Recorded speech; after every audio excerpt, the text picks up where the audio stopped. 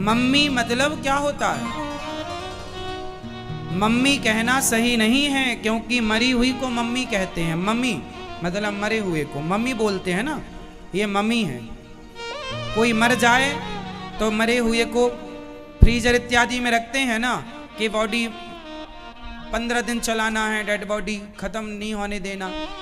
वो जो डॉक्टर लोग पोस्टमार्टम करते हैं ना, कुछ लोग अपनी बॉडी डोनेट कर देते हैं, दान कर देते हैं, तो फिर जो बच्चे पढ़ते हैं, शरीर के अंगों पर रिसर्च करते हैं, उनकी बॉडी सालों साल तक वो फ्रीजर में संभाल के रखते हैं। उससे कहते हैं मम्मी। उसे क्या कहते हैं? मरे हुए को, मरी हुई बॉडी को, मरी हुई बॉडी को मम्मी कहते हैं। मम्मी। अब मम्मी से आपने मम्मी कर लिया, तो मम्मी तो मरी हुई को बोलते हैं mummy mummy mummy mummy mummy mummy mummy मतलब मम्मी। मम्मी जल्दी जल्दी में आप लोग मम्मी ही बोलते हैं। मम्मी कहाँ हो, मम्मी कहाँ हो, तो मम्मी मतलब मरी हुई, पर आपकी माँ तो जिंदा है। मतलब आपको इतना भी ज्ञान नहीं है कि मम्मी का अर्थ क्या है और माँ का अर्थ क्या है। आप लोग अपनी माँ को मारने पर तुले हैं। मम्मी मम्मी मतलब कभी ये मम्मी बन जाए, कभी ये मम्मी बन जाए। तो मम्मी मम्मी क्यों? जब कह रहे हो मम्मी मम्मी तो बन ही जाएगी जल्दी मम्मी। मम्मी क्यों कहना है, माँ क्यों नहीं कहना? माँ क्या बोलना है अपनी माँ को? जोर से माँ बोलो। मम्मी मतलब मरा हुआ, मम्मी बॉडी को बोलते हैं, मरी हुए को। मम्मी नहीं, माँ। क्या बोलना है? माँ। मैया क्या बोलना है? मैया। तो आज से कितने लोग मैया बोलेंगे या माँ बोलेंगे या अम्मा? अम्मा क्या बोलेंगे? क्या बोलेंगे? बेटा क्या बोलती हो अपनी माँ को? मम्मी। तो मम्मी तो मरी हुई को बोलते हैं। क्या बोलेंगे आज से? माँ। मम्मी मतलब मरी हुई, डेड बॉडी को, मरी हुई को मम्मी कहते हैं। हमारे यहां पहले कोई मम्मी नहीं बोलता था। मैंने भी अपनी मां को कभी मम्मी नहीं बोला, बचपन से नहीं बोला। कभी मम्मी का हमारे यहां कल्चर था ही नहीं। सब लोग मां कहते थे, माता राम कहते थे, मैया कहते थे। पुराने जमाने में मम्मी था ही नहीं। अभी अभी ये आप लोगों के ने फैशन, जैसे फटे कपड़े पहनने का फैशन, ऐसे ही फैशन है। अम्मा से, माँ से मम्मी आ गए, और मम्मी से भी अब आ गई। अब और पता नहीं लेटेस्ट क्या आएगा। अब आप लोग पापा बोलते हैं। जरा पापा शब्द का अर्थ बताओ क्या होता है? पापा मतलब टोटली पाप। आ की मात्रा हटा दो तो पाप ही रह जाएगा। तब ये कन्फर्म कराओ कि ये तुम्हारा बाप है कि पाप है।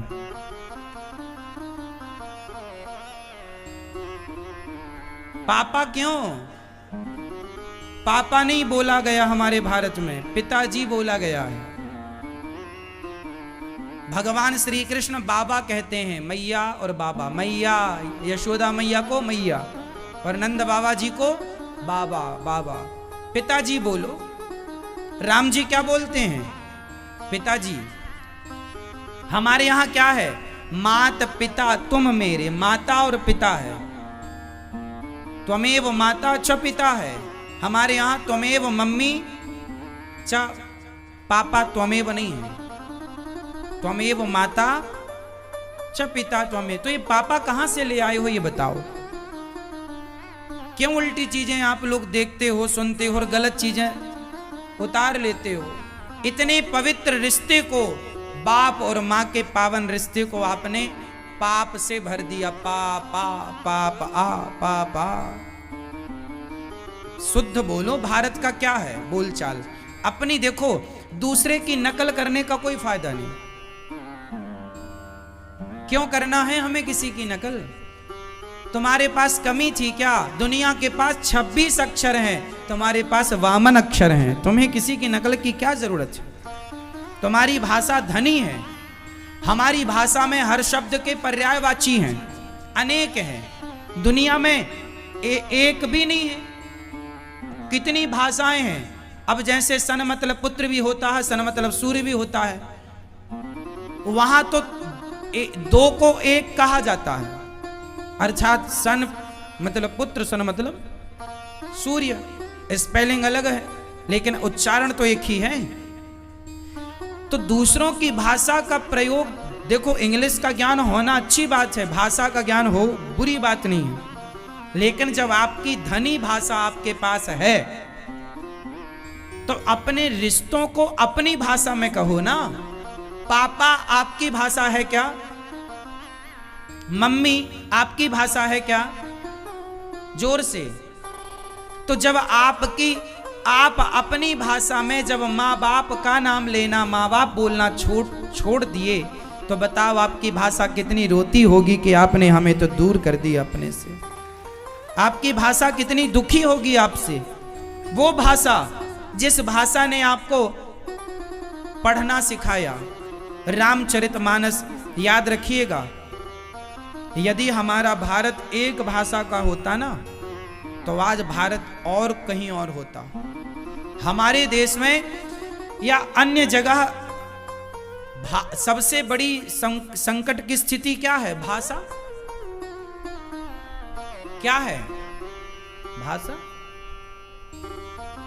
इसलिए अपनी भाषा में माँ कहो। माँ हमारी भाषा है, पिता हमारी भाषा है, मम्मी हमारी, पापा हमारी भाषा। तलाक हमारी भाषा नहीं है, डिवोर्स हमारी भाषा नहीं है। हाँ या ना? हमारी भाषा में तलाक का मतलब होता है रिश्ते खत्म। तलाक का मतलब होता है रिश्ते, जोर से, खत्म। डिवोर्स का मतलब होता है रिश्ते, जोर से, खत्म। इंग्लिश में डिवोर्स कहकर रिश्ते खत्म किए जा सकते हैं, उर्दू में तलाक कहकर रिश्ते खत्म किए जा सकते हैं, पर रिश्तों को खत्म करने के हमारे भारत की हिंदी भाषा में कोई ऐसा शब्द नहीं है, कोई संस्कृत में ऐसा शब्द नहीं है जिसको कहकर रिश्ते खत्म किए जा सके। और होए तो मुझे जरा बोल के बताओ कि क्या तुम्हारे बाप दादों ने कभी तलाक वलाक लिया? सुना था कभी तलाक? अब सुनने में आया है। हमारी जो हिंदी भाषा है, हिंदी में कोई ऐसा शब्द नहीं है जिसको कह के रिश्ते, पति पत्नी के रिश्ते तोड़ दिए जाएं। हमारे यहाँ रिश्ते 7 जन्म के लिए बनते हैं, टूटने की कोई व्यवस्था नहीं है। तोड़ने की संस्कृति हमारी रही ही नहीं। अंग्रेजों ने सीखा था तक डिवोर्स, इसलिए भारत को आकर उन्होंने तोड़ा। उन्होंने भारत को आकर क्या किया? आपस में लड़ाया, क्योंकि वो तोड़ना जानते थे। मुगलों ने भारत को तोड़ा क्योंकि उनके पास तलाक शब्द था, वो तोड़ना जानते थे तलाक से। अंग्रेज जानते थे डिवोर्स से तोड़ना, पर हम हिंदुस्तानी, हम तोड़ना नहीं जानते थे, हम तो जोड़ना जानते थे। हम तो जोड़ना जानते थे। हमारी भाषा ने हमें तोड़ना सिखाया ही नहीं। इसलिए हमारे यहां त्योहार बकरा काट कर नहीं मनाए जाते, लड्डू बांट कर मनाए जाते हैं। बकरा काट कर और लड्डू बांट कर क्या अंतर है? बकरे के धड़ से सिर को तोड़ना, और लड्डू बनता है तिल का, बूंदी का। एक दाने को दूसरे दाने से जोड़ करके लड्डू बनाया जाता है। हमारी संस्कृति लड्डू से शुरू होती है। कोई भी त्योहार हमारे यहाँ आए, पहले लड्डू खिलाया जाता है। लड्डू का तात्पर्य, लड्डू से क्या मैसेज मिला आपको? तिल के लड्डू, अब संक्रांति आएगी, तिल के लड्डू बनेंगे। तिल के लड्डू कैसे बनते हैं? एक तिल का दाना दूसरे तिल के दाने से जुड़ता है। बहुत सारे दाने जब जुड़ गए तो लड्डू बन गए। हमारे यहाँ देखो मूवी मीठा कराया जाता है, तो इस सिद्धांत से कि हम तुम्हारे मुंह को मीठा करा रहे हैं। ये दाने जैसे आपस में जुड़े हैं, ऐसे तुम भी आपस में जुड़ कर के ही रहना। जैसे ये लड्डू मीठा है, ऐसे अपने रिश्तों को मीठा रखना। हमारे यहां तोड़कर कोई त्योहार नहीं मनाया जाता। हमारे यहां तो दाने को भी दाने से जोड़ दिया जाता है त्योहारों में। जैसे दाना एक दूसरे से चिपक गया, ऐसे कहा जाता है कि आप भी भाई भाई ऐसे चिपक करके रहो, गले मिल करके रहो, दोस्त दोस्त ऐसे चिपक के रहो, अर्थात गले मिलकर रहो, और रिश्तों में लड्डू की तरह मिठास भी हो। हमारे यहां तोड़ना सिखाया नहीं गया, लेकिन आप पता नहीं अपनी भारतीयता को कब समझेंगे, अपने भारत के सिद्धांत, भारत के इस आध्यात्म को कब जानेंगे। अपनी भाषा तो ना छोड़ो मेरी माँ। Good morning, good afternoon, good evening याद रखना अच्छा है, पर इसका प्रयोग करना गलत है। वहां प्रयोग करो, जब आप विदेश जाओ, कोई आपकी भाषा ना समझे तो इंग्लिश आपको आनी चाहिए। इसलिए आनी चाहिए कि कोई हिंदी ना समझ रहा हो तो आप इंग्लिश में बात करें, पर जहां हिंदी समझने वाला कोई है तो वहां आपको राम राम से ही अपनी बात शुरू करनी चाहिए। सबको राम राम, सबको जय श्रीमन नारायण, सबको जय श्री सीताराम, राधे राधे, यहां से शुरू होनी चाहिए। क्यों जी, कहां से शुरू होनी चाहिए? Ram Ram, how are you see, शुरू नहीं होना चाहिए हाउ डू यू डू। क्या मतलब इसका? हम क्यों बोलें आपसे इंग्लिश? हम भी चाहें तो आपको इंग्लिश में बोल सकते हैं, बात कर सकते हैं आपसे। हम बिल्कुल इंग्लिश शब्द का प्रयोग नहीं करना चाहते। जहां जरूरत पड़ती है वहां कर लेते हैं, जितनी आवश्यकता है, काम चलाऊ चल लेते हैं। काम ही तो चलाना, उतना बोल लेते हैं आपस में, पर नहीं, हम कथा में नहीं बोलते ज्यादा। ज्यादा क्या बोलते नहीं, 1% नहीं बोलते। क्यों नहीं बोलते? क्योंकि हम भगवान की कथा, हमारे भारत में हिंदी समझने वाले लोग ज्यादा हैं, तो जिस भाषा में हमारे राम को समझा जा सकता है उसी भाषा का प्रयोग करना चाहिए। जरा एक बात समझो, हमारे यहां रामायण संस्कृत में थी, बोलो हाँ या ना? संस्कृत में क्या थी? जोर से। रामायण आज भी संस्कृत में है, लेकिन गोस्वामी तुलसीदास जी को लगा कि संस्कृत तो कोई समझ ही नहीं पाएगा, और जब ये भाषा नहीं समझ पाएगा तो राम को नहीं समझ पाएंगे। तो राम को समझाने के लिए तुलसीदास जी ने बिल्कुल सरल भाषा का प्रयोग किया। एक ऐसी भाषा जो गांव गांव में अनपढ़ लोग बोलते हैं, बिल्कुल भारतीय मूल भाषा का प्रयोग गोस्वामी श्री तुलसीदास जी ने रामचरितमानस में इसलिए किया कि उस राम को, उस ब्रह्म को, उस परमात्मा को जिसको बड़े बड़े ऋषि मुनि जानते हैं, उसे गांव की सामान्य झाड़ू पोंछा लगाने वाली अम्मा भी जान पाए। खेती किसानी करने वाला सामान्य सा अनपढ़ किसान भी उस राम को जान पाए, और राम को तब जान पाएंगे जब राम को जानने के लिए सरल भाषा में वो ग्रंथ तैयार किया गया। मतलब कुल मिलाकर भाषा बहुत महत्वपूर्ण है, भाषा की बहुत बड़ी भूमिका है, हाँ या ना? इसलिए अपनी भाषा से प्यार करो। इंग्लिश के 4 अक्षर बोलकर अपने आप को अंग्रेज ना मानो।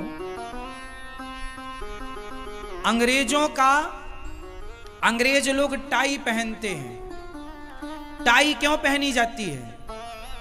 क्योंकि पश्चिमी जितने भी देश हैं वहां सर्दी ज्यादा पड़ती है, और जहां सर्दी होगी वहां नाक बहेगी, तो नाक बहेगी तो बार बार रुमाल निकालना भी सही नहीं है, तो टाई लगा लेते थे, मां गले में पहना देती, इसी से नाक पहुंचते जाना।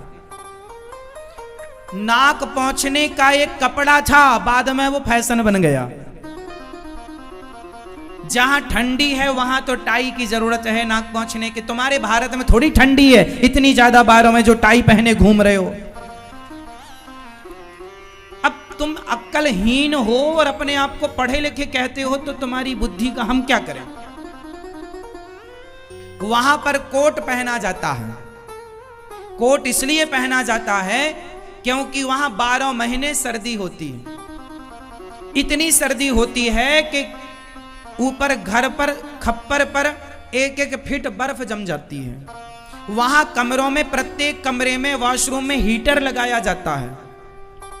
वहां के घर, आपके घरों में हीटर नहीं होता प्रत्येक कमरे में। वहां पर नीचे लकड़ी का फर्श होता है और उस पर मोटा सा कारपेट बिछा होता है गरम वाला, जो हीट करता है कमरे को। क्योंकि ठंडी इतनी होती है कि आदमी मर जाए। वो घर ऐसे बनाते हैं कि ये गर्म रहे। तो वहां सर्दी है, इसलिए वो 12 महीने कोट पहनते हैं। लेकिन आज भारत में गर्मी में भी साहब फैशन पर कोट बोले पहनते हैं कोट। अरे पगले, वो इंग्लैंड है, वो दूसरा देश है, तुम भारतीय हो, यहाँ गर्मी भयंकर, कोट पहन के घूम रहे हो। हद होती है ना, नकल भी करनी नहीं आई। मतलब समझ ही नहीं पाए कि हमारे यहाँ कॉटन, हल्के कपड़े पहनो। सर्दी आ गई तो स्वेटर पहन लो, मोटे कपड़े पहन लो। गर्मी आ गई तो पतले कपड़े। अब हमेशा कोट टाई, तुम्हारी थोड़ी नाक बह रही है जो टाई पहने घूम रहे हो। आजकल स्कूलों में टाई बच्चों को पहनाते हैं। मतलब हद होती है मूर्खता की। रह रहे हैं भारत में। अरे भारत का पहनावा धोती कुर्ता है। धोती कुर्ता में बच्चों को स्कूल बुलाना चाहिए। ये भारत है, ये इंग्लैंड नहीं है। यहां का बच्चा क्यों टाई पहन के जाए स्कूल? लेकिन क्या करें, मजबूरी है। धोती कुर्ता पहन के जाना चाहिए। हम भारत में हैं, हम इंग्लैंड में नहीं हैं। इंग्लैंड का बच्चा जाए टाई बेल्ट बैच पहन करके। हम भारत के हैं। हमारे महाराणा प्रताप ने क्या पहनकर युद्ध किया हल्दी घाटी का? बताओ जरा पहनावा। शिवाजी क्या पहनते थे? झांसी की रानी ने क्या पहनकर युद्ध किया? फिर और आप ना टाई बेल्ट बैच, ठीक है। क्या बताएं साहब, पूरी संस्कृति नष्ट करके रखी है। विचारों का बिल्कुल स्वाहा हो गए विचार। अब आप लोगों को स्कूल में केवल गधा बनाने की तैयारी है कि पढ़ लो और नौकरी करना और पैसा कमा के बस पेट भरना। इससे ज्यादा क्या सोच है आप लोगों की? आप लोग पढ़ करके पैसा कमाते हैं, पैसा कमा के खाते पीते मौज करते। इससे ज्यादा क्या सोच है आपकी? 100 में से 99 लोग, इससे ज्यादा क्या सोच है? कमाएंगे, खाएंगे, मौज करेंगे। यही चल रहा, खाओ पियो मौज करो। आप इसलिए पढ़ते हैं कि पढ़ लेंगे तो नौकरी मिल जाएगी, अच्छी नौकरी मिलेंगी तो अच्छे पैसे मिलेंगे, अच्छे पैसे मिलेंगे तो अच्छा घर बना लेंगे, अच्छी गाड़ी। बस इससे ज्यादा आपकी क्या सोच है? अच्छा घर, अच्छी गाड़ी, बस अच्छी शादी कर लेंगे। फिर और ज्यादा पैसा आया तो शादी होने के बाद भी मन भरा नहीं पत्नी से, तो कभी इस पड़ोसन को देखा, कभी उस पड़ोसन को देखा।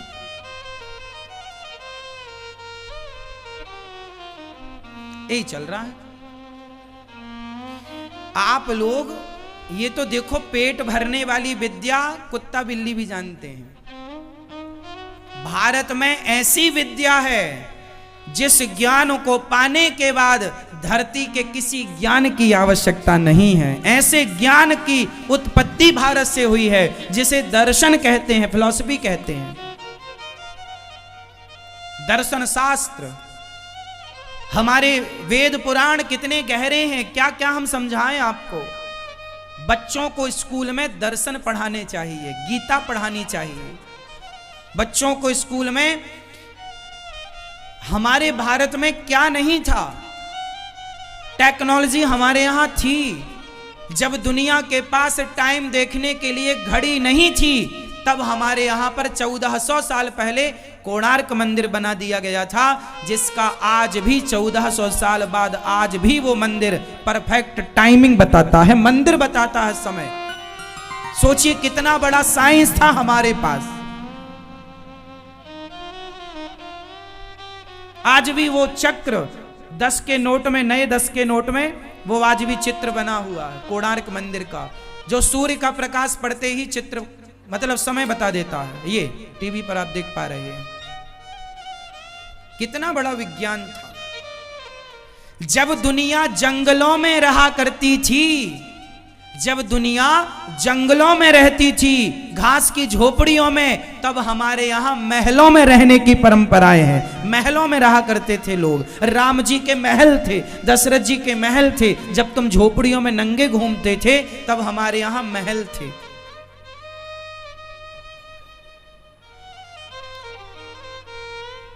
हमारे भारत की शिक्षा प्रणाली, जब मुगल आए तो नालंदा विश्वविद्यालय को ही टारगेट किया, चाणक्य की यूनिवर्सिटी को ही टारगेट किया।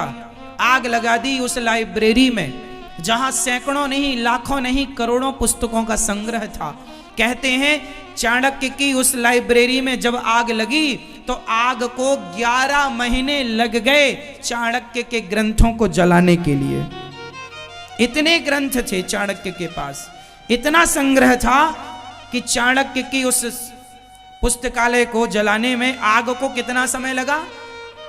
11 महीने तक जलती रही आग। अब सोचिए, आप सोच सकते हैं कितना उस समय कितना ज्ञान विज्ञान रहा होगा, कितनी शिक्षा का स्तर श्रेष्ठ रहा होगा। चाणक्य के बारे में मिलता है कि चाणक्य की उस यूनिवर्सिटी में पढ़ने के लिए पूरी दुनिया से, जैसे आज भारत का बच्चा पढ़ने लंदन अमेरिका जाता है, पहले कोई भारत का बाहर नहीं जाता था, दुनिया भारत पढ़ने आया करती थी। ये स्तर था भारत का। पता नहीं मूर्खों के कारण आज भारत की ये स्थिति है कि पढ़ने के लिए बच्चों को बाहर जाना पड़ता है। हमारे यहां एक ऐसी गणित है जिसे वैदिक गणित कहते हैं, जो संसार की हर गणित से श्रेष्ठ है। इतने से सूत्र से सारा हल कर सकती है, लेकिन आज वो वैदिक गणित बच्चों को नहीं पढ़ाई जाती। वो वैदिक गणित बिल्कुल लोप होने की स्थिति पर चल रही है, उसका कोई जिक्र नहीं हो रहा है। वो पुरानी परंपराएं समाप्त हो रही हैं। जरूरत है कि आप अपने बच्चों को घर पर ही संस्कार दें, पढ़ाएं लिखाएं और अपनी भाषा का परिचय कराएं। अपनी भाषा का आप पठन पाठन करें, अपनी भाषा में ही बात करें। इंग्लिश का ज्ञान हो, ज्ञान रखना समय, हम तो कहते हैं और भी भाषाओं का ज्ञान रखो, उर्दू भी जानो, पारसी भी जानो, और दुनिया की हर भाषा जितनी जान सको जानो, पर अपनी भाषा, प्यार अपनी भाषा से, मोहब्बत अपनी भाषा से।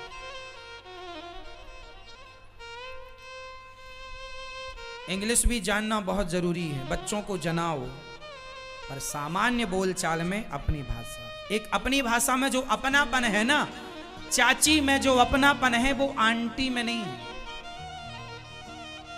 चाची, बुआ, मौसी, अब हमारे यहाँ चाची अलग होती है, बुआ अलग होती है और मासी अलग होती है, पर इंग्लिश में सबको आंटी कहा गया है। इंग्लिश में सबको आंटी, चाची को आंटी, मौसी को आंटी, बुआ को आंटी, पड़ोसन को आंटी। नहीं, हमारे यहाँ चाची का स्थान अलग है, बुआ का स्थान अलग है और मौसी अलग है। सबके लिए देखिए नाम है। दुनिया की भाषा के पास तो रिश्तों का भी नाम नहीं है साहब। तुम उस भाषा को जानो, अच्छा है, सिर पे ना चढ़ाओ। हमारी भाषा में सबके नाम है। सही है या गलत है? तो आज से अपने बच्चों को अपनी भाषा में क्या बोलेंगे? माँ। क्या बोलोगे बेटा? माँ। पिताजी को क्या बोलेंगे? पिताजी। पिताजी बोलो। तुम्हें पापा कहने में खुशी होती है और पिताजी कहने में शर्म आती है, इससे बड़ा हिंदी भाषा का अपमान क्या हो सकता है? इससे बड़ा अपमान अपनी भाषा का क्या हो सकता है? आप अपनी